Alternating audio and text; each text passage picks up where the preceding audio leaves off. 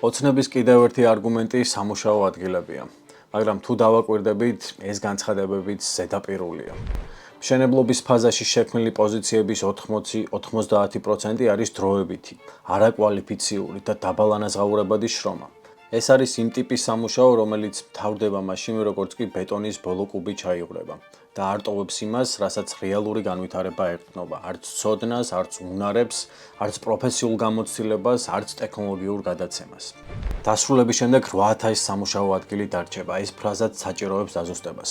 დეველოპერული პროექტების მუდმივი დასაქმება ძირითადად შედგება მომსახურების სექტორის პოზიციებისგან, დაცვის და დასუფთავების პერსონალი, ტექნიკური მომსახურება, გიდები, ადმინისტრაციული პერსონალი. ეს არის სამუშაო, რომელიც როგორც წესი დაბალპროდუქტიულია, არ ქმნის ეკონომიკური ზრდის ახალ წყაროებს და უმეტესწილად დამოკიდებულია ტურისტულ ციკლებზე. სერვისული შრომა ვერ ცვლის ეკონომიკის სტრუქტურას, ის არ ზრდის ტექნოლოგიურ შესაძლებლობებს, არ უშვებს ექსპორტს, არ ქმნის იმ ადამიანურ კაპიტალს, რომელიც ქვეყანას ახალ ეტაპზე გადაიყვანს.